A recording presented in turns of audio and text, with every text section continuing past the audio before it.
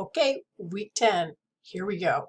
As usual, you have 3 stories you're reading this week. I'm going to ask you in this video to consider 3 questions, one for each story, that show you that there are implications, resonances, things you can learn or take away from fictional readings that might actually pertain to your own life or that you can apply to the real world.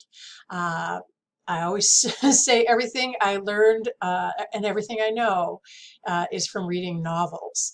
Although in the last 5 years, I'd have to say it's also from Twitter. So novels and Twitter are my main sources of information. Kind of horrifying. All right, so let's look. We have our 3 stories here. We have New York Day Women by Edwidge Danticat. We have A Wedding in Spring by George Lamming. And we have Dinakdakan. I'm sorry for the pronunciation, I'm trying, by Maria Luisa B. Aguilar Carino. So first I'm going to ask you a question about New York Day Women by Edwidge Danticat. And one thing I want to make sure that you know, because sometimes when you read a title, your brain doesn't parse it out quite right. So day women or day laborers are people who are hired sort of just for 1 hour here, 1 hour there. They're the kind of people you might have seen if you've been, especially if you've been in some bigger cities, who are standing in a line again, maybe along the wall of a building. And let's say someone needs to have their yard cleaned up. So they might swing by in their car and say, "Hi, I could use 2 guys today for mowing, raking, bagging, that kind of stuff. And I'm going to pay you, I'll pay you $15 an hour for 2 hours." So they would be day laborers of a sort.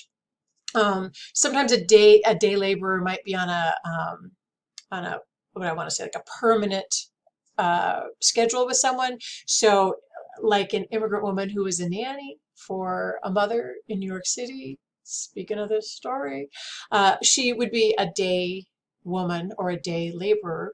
Maybe every Tuesday they meet in this park, and you know the nanny woman watches the child for a couple hours while mom goes and has a run or whatever. So she is a day woman, so she is just hired for that day for a couple hours here and there. So it's sort of like a periodic employment kind of thing rather than like a full-time or a set kind of job. So wanted to make sure you knew that. So what's going on in New York Day Women? Well, we have a grown daughter, Suzette, in New York City, who is creeping on her mother.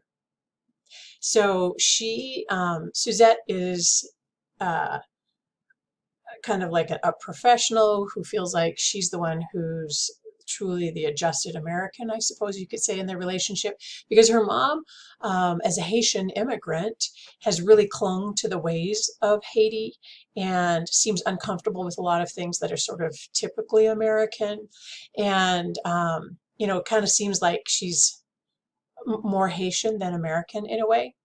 But during this story, Suzette encounters her mom, not in Brooklyn where they live, but in Manhattan. And she all of a sudden is like, is my mom lost? Like, where's she go? So she kind of follows her around. Her mom has no idea that their daughter's following her. And Suzette's just kind of watching, like, her mom's really comfortable in Manhattan. And like, she's everything she thought her mom was. Like, her mom's so worried about salt intake, and yet she's having a hot dog from a vendor on the street. Like, who even are you, mom?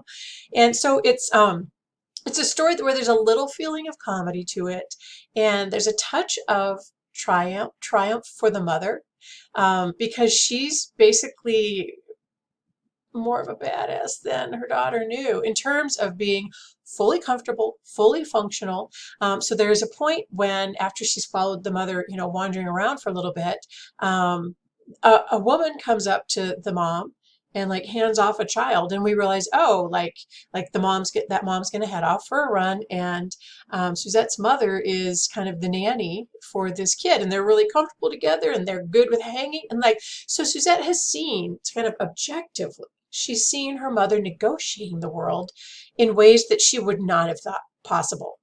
So this raises just the issue of how you know, when there are people who are, especially if they're in your family or they're friends that you've had for decades or for a long time, you sort of take for granted your impressions of them.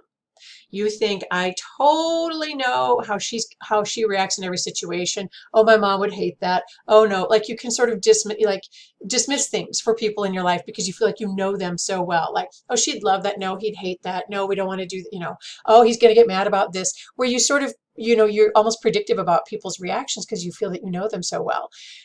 But then this every now and then the universe hands us a fantastic lesson, which is, do we ever really know anyone? We might think we do, but then they have kind of a hidden life. Hopefully not a second family. But I'm just wondering, for my question for this story, have you ever needed to completely rethink your perception of someone? Perhaps, for example, you were sure you hated all English teachers, but then this semester you learned, my goodness, I love, love, love my English teacher. Can't get enough of her. I should stop talking now. Okay, so that's a question I would ask you to consider. Just look through your own life. Look through your long-standing relationships and the assumptions and presumptions you make about the people that you think you know the best. And have they ever surprised you? And how'd you do with that surprise? Where you had to you feel the tectonic plates in your brain go, good stuff can come out of that. In the next story this week, A Wedding in Spring by George Lamming, we have a little bit of a farce. Like, there's some slapstick comedy in this thing. We got ripped trousers. We've got a bridegroom and his friend bicycling up to the wedding at the last minute with the friend is perched on the bar in the front and he's holding top hats. And so if you saw this as a film, it would probably be kind of funny. And reading it on the page, you might have thought, So if you can get your brain to do a cinematic thing sometimes when you're reading, that can really show you how something succeeds when you were kind of maybe not getting it. So kind of the crux of this story is we have a clash of cultures, both Black, sort of island people who have immigrated to London, and then we have a white family and a white bride. Notably largely absent. So notice how the focus is in fact on the immigrants and not on, the white, sort of more, shall we say, I don't know, traditional concept of what someone in England might be like. Anyhow, I like the fact that we never really see or get to know the bride, that she almost is incidental to the story in a way. What the story really is about is the sister, Flo, who objects strongly to her brother marrying this white woman. And basically throughout the whole story, we see Flo having to get over herself. She has a very strong opinion and she feels quite entitled to it. And then at some point, you just kind of realize, like, am I making this wedding about me? I'm not sure how much of that Flo goes through, but she does have that moment of, like, getting over herself and realizing it's going to happen. Let's help it happen. Shape up, attitude adjustment, all of that. So I'm just wondering, if you take some steps from what we see in the story going on with Flo, can you think of a time for yourself where you've ever had a strong opinion and then you realize you just need to get over yourself? Any true probing internally right now would probably yield the answer yes, because it's just very human. We think we know something. We get a little chin jerky about stuff. We feel a certain way. And sometimes if we can step back from it a little bit, calm our bad selves down, we can we can realize either our opinion is not life or death and we can release it, or that in fact you don't really win anything by feeling like you're right all the time. Okay, and before I forget, I wanted to show you what a morning coat looks like, because at weddings in England, it's sort of the traditional thing a man would wear. It's just a nice suit, but it's a morning coat. Okay, quick glimpse here. So for a cool $549 on sale, mind you, you can go ahead and get from Hawes & Curtis this delightful looking morning coat.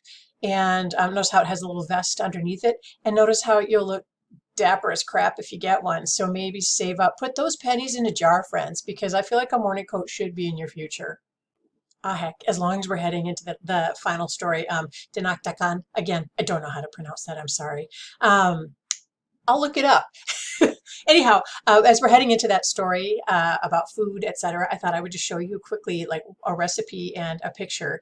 And I really am enjoying this opening paragraph of the recipe here because it's an appetizer dish. Okay, the interesting dish is made up of boiled and grilled pig parts in which ears, liver, and face or mascara are the most commonly used. Do you think this is a strange translation, perhaps, where mascara means like the eyelids or lashes? Like, what do we think? Stomach and intestines can be utilized. It looks like sisig, if that helps you at all, except that the recipes are not finely chopped. Okay, so the authentic recipe makes use of pig's brain, and the ingredient helps give the dish a thick and sticky texture. I might need a couple shots of something before I could take one spoonful of dinakdakan. But anyhow, here's a photo of your pig's brain and mascara. So I present to you. There you go. Listen, as long as I'm spiraling around the web right now, let's just find out the correct pronunciation, okay? Dinakdakan. Dinakdakan. Dinakdakan. Dinakdakan. After me now. Dinakdakan. You didn't say it. I'm going to give you one more chance. Dinakdakan. Dinakdakan. Dinakdakan. Did you say it yet? Say it. I'm not stopping this video till you say it. Say it. Dinakdakan. Dinakdakan. Come on. Thank you. And so finally in the poem Dinakdakan, we see sort of the clash that can happen between foods from back home when you're an immigrant and the sort of Americanized food experience. And also you can see that there's power when it comes to food, and how back in the Philippines, for example, when it's Christmas time, people spend a lot of their money to buy imported food, camembert, brie, spam. So they want certain kinds of food are celebration foods for them. They're imported. They're not sort of native to the Philippines. So that's interesting too when you think about how food is not only power celebration, it's also a status thing.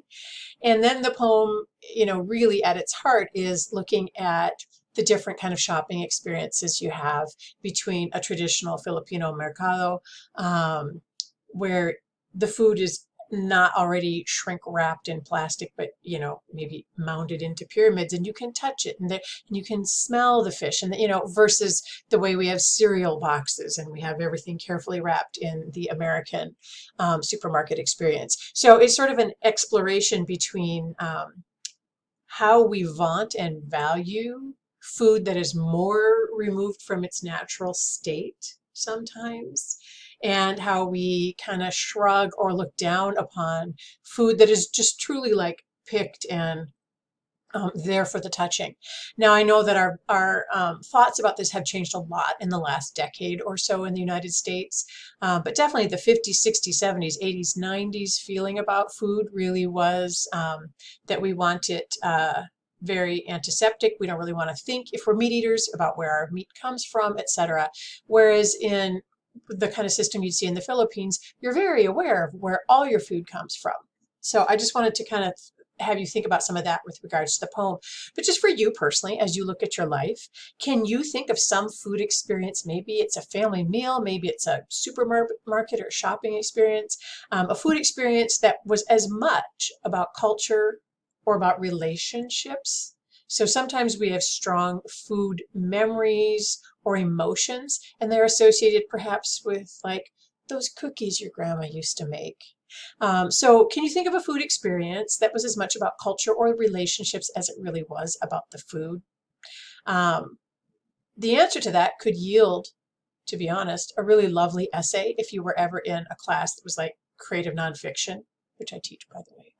Anyhow, but we're writing a personal essay and examining some food moment in your life in terms of its larger implications ends up being revelatory many times, and always fascinating stuff, because one thing that all human beings, no matter where you're from or what your story is, one thing we always have in common is we love the food.